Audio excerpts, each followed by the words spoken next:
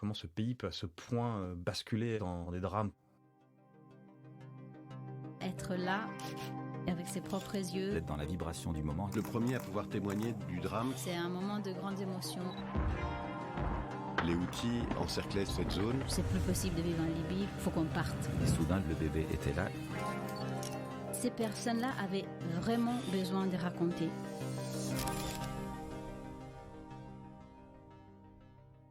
Cette photo, elle date de 2015, octobre 2015, et elle a été faite à Karno, une ville de l'ouest de la Centrafrique, à un moment qui était un des pires de la crise qui touche le pays depuis 2013, où on est sur la fin du nettoyage ethnique des musulmans de tout l'ouest de la Centrafrique. Il n'y en a presque plus en Centrafrique. Ils ont été pour beaucoup chassés soit vers l'est, soit vers des camps au nord, au Tchad, ou à l'ouest vers le Cameroun.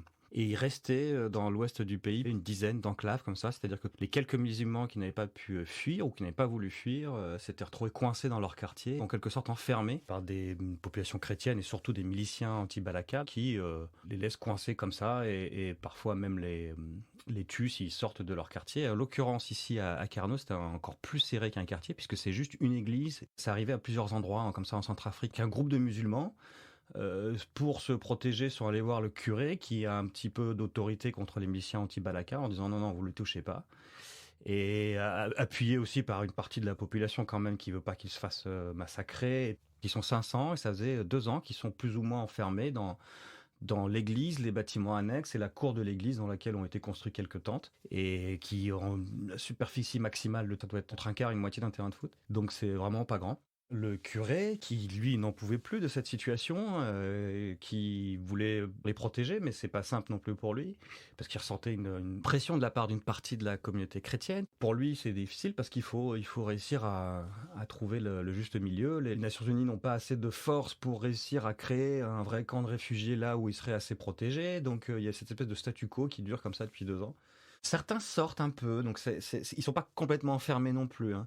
Il faut pas obliger que les gens qui les ont forcés à se retrouver coincés ici, c'était leurs voisins, hein. Ils se connaissent depuis longtemps, peut-être depuis des générations, donc ils ont quand même des connexions avec certaines personnes. Donc certains sortent un petit peu dans le village, etc. Mais s'ils tombent sur la mauvaise personne, ils peuvent se retrouver coupés en morceaux. Pardon pour l'expression un peu brute, mais c'est ça.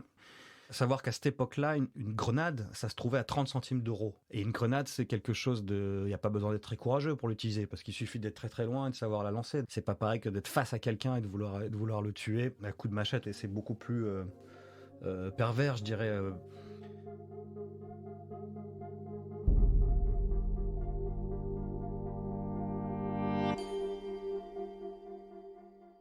500 personnes, finalement, on sent pas non plus les gens les uns sur les autres, hein.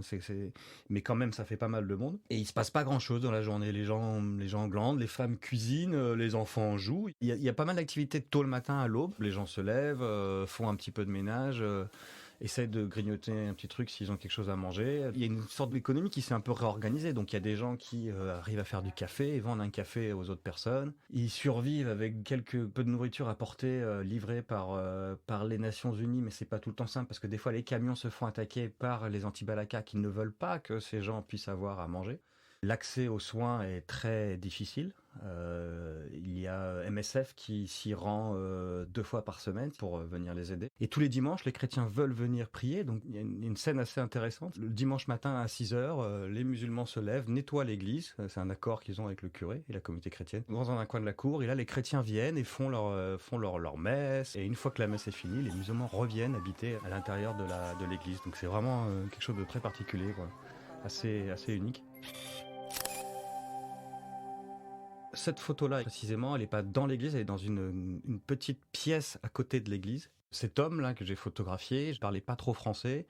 Dans cette pièce, il y avait beaucoup de monde. Et à un moment, je le vois comme ça avec cette radio. J'ai fait une ou 2 photos. Et il est là, avec, j'imagine, tout ce qu'il a pu sauver de sa maison. Il est comme accroché à cette radio. Et le fait qu'il écoute sa radio, ça raconte beaucoup de choses parce que c'est le seul contact avec l'extérieur qu'ils ont. Et puis il y a aussi parce que la radio en Centrafrique, comme beaucoup de pays, notamment en Afrique, la radio c'est l'un des rares moyens de communication, c'est un des rares moyens d'information, c'est un des rares moyens de contact avec l'extérieur. La télé qui est derrière ne marche pas parce que de toute façon il n'y a pas d'électricité, donc je pense qu'il l'a juste mise là en espérant un jour récupérer l'électricité ou en attendant de pouvoir avoir un nouveau chez lui. On voit aussi dans l'image qu'il y a un tapis des UN sur la droite, plein de bouteilles d'eau, donc j'imagine qu'ils collectionnent les bouteilles d'eau pour avoir de l'eau en cas de pénurie, parce que ça arrive qu'il n'y ait plus d'eau des fois en saison sèche. On voit, voilà, il y a même des casseroles.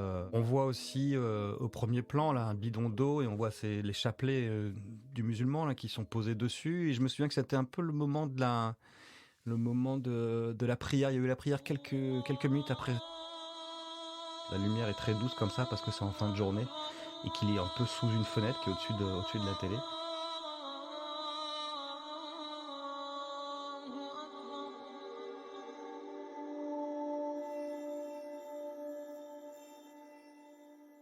J'aimais bien cette idée que des musulmans soient protégés dans une église parce que ça casse un petit peu le discours facile de ces chrétiens qui veulent tuer des musulmans et des musulmans qui se battent contre des chrétiens. C'est évidemment toujours plus complexe que ça. C'est un conflit vraiment particulier. C'est tellement instable. Il n'y a pas beaucoup d'investissement. Il y a aussi beaucoup de corruption. Il n'y a pas de route. Il y a une seule grande route qui traverse le pays.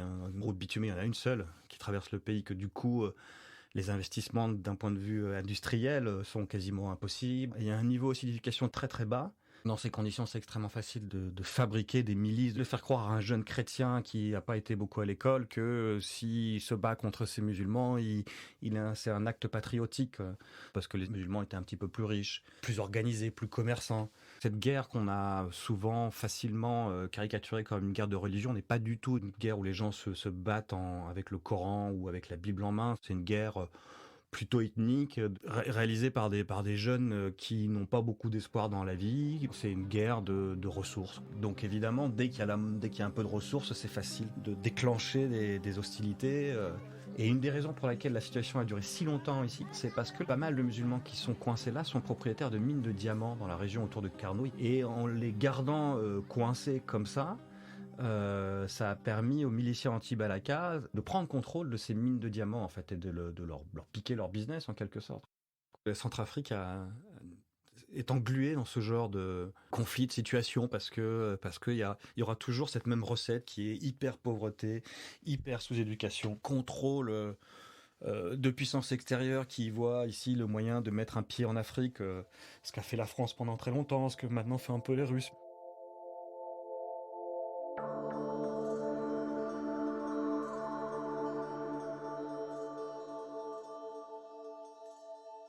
Une des choses qui m'a le plus marqué, c'est que c'est un pays où la rumeur se répand à une vitesse incroyable, extrêmement nocive. J'ai notamment entendu à Carnot quelqu'un d'assez important qui était un responsable de l'administration, notamment au niveau du